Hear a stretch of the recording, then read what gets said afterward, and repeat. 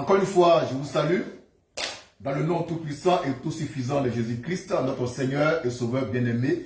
Nous bénissons les amis et nous bénissons aussi les ennemis de la manne fraîche.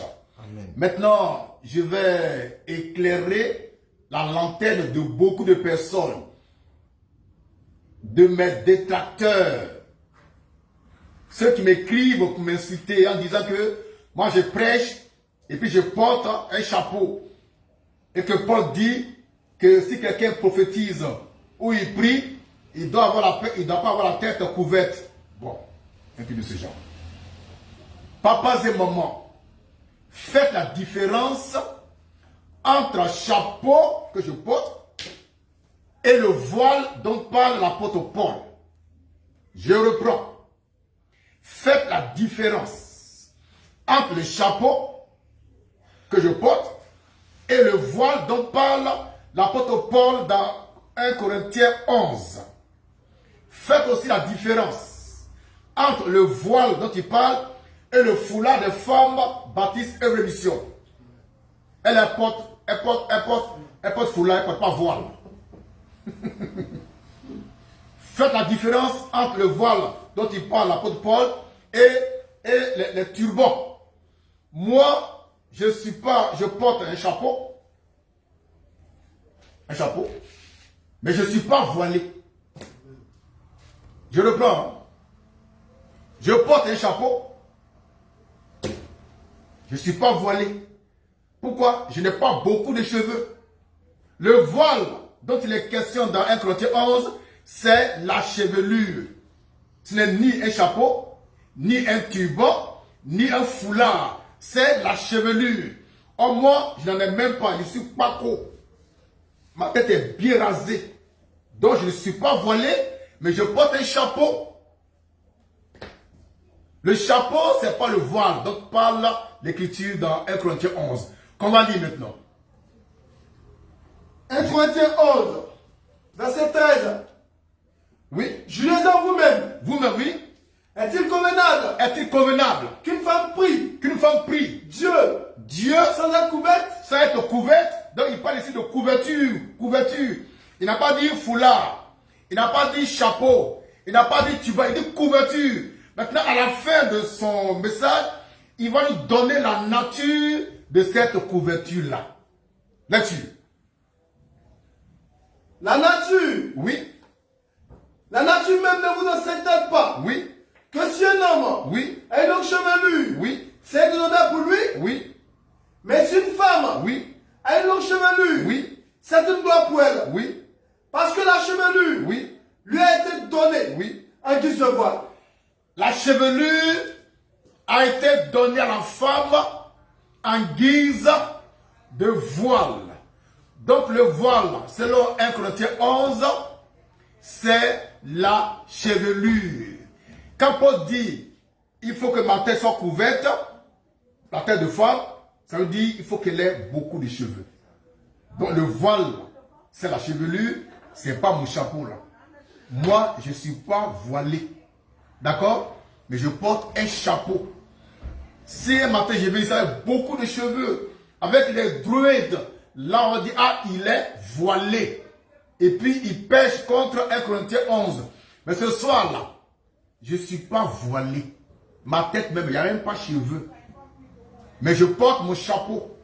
Et je le porte à merveille devant vous. Et puis tu vas rien crier.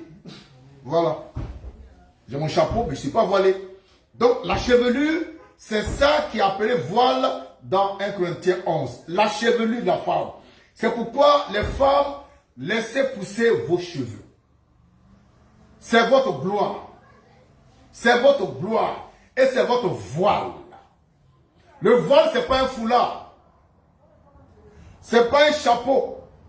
Ce n'est pas un turban. Le voile, c'est la chevelure. Or, moi, je n'en ai pas. En conséquence, je ne suis pas voilé. Mais je porte mon chapeau, mon képi. On se comprend? Amen. Donc, on reprend le dernier passage. La nature elle-même. La nature même. Oui. Ne vous enseigne pas. Oui.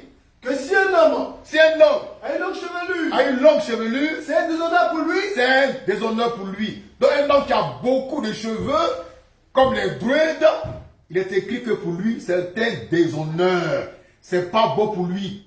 Cependant, pour une femme, oui. Mais si Mais si une femme a une longue une chevelure, femme a une longue chevelure, c'est une gloire pour elle. c'est une gloire pour elle. Parce que la chevelure Parce que la chevelure lui a été lui a donnée été donnée en guise de voile. en guise de voile. Femme d'élite de la manne fraîche, Amen. votre chevelure, c'est votre gloire, c'est votre voile. Amen. Donc ne portez pas, ne mettez pas foulard. Maintenant, si vous voulez mettre foulard, c'est pour moi un effet vestimentaire. Mais foulard, c'est pas voile, d'après l'écriture là. Mais dès la quoi avoir avec votre foulard, vous achetez avec c'est pas les vendeurs. Après ça, marchander. Il n'y a pas avec ça. On parle de chevelure. Le voile, c'est la chevelure. Donc moi, je ne suis pas voilé. Pourquoi? Je n'ai pas de cheveux. Chaque matin, j'enlève les cheveux. Parce que j'ai maintenant 66 ans, ça fait que les cheveux blancs, ça me gratte. Alors moi, je les enlève. Ma femme, elle est voilée. C'est parce qu'elle fait une semaine, elle est passée ici. Vous allez voir comment elle est voilée. Elle n'a pas de foulard, mais elle est voilée. Donc toutes les femmes baptistes, enlevez vos foulards. C'est pas ça qui est voile. À force de mettre foulard sur vos têtes, vous devenez chauve. Les seules femmes au monde chauves, on les trouve à l'église baptiste de mission. Ce qui n'est pas normal. D'accord? Donc je ne suis pas voilé, mais je porte un chapeau. Je ne suis pas voilé, je porte ma casquette. Quelqu'un m'a écrit, un monsieur m'a écrit, au départ il a fait comme s'il voulait avoir des réponses. Je savais qu'il allait me condamner. Et puis il me dit, bon, mais quand tu portes chapeau pour prêcher, et que même devant un roi, on enlève ce chapeau, des bêtises. Devant quel roi on enlève le chapeau? Mais je m'en fous de ça.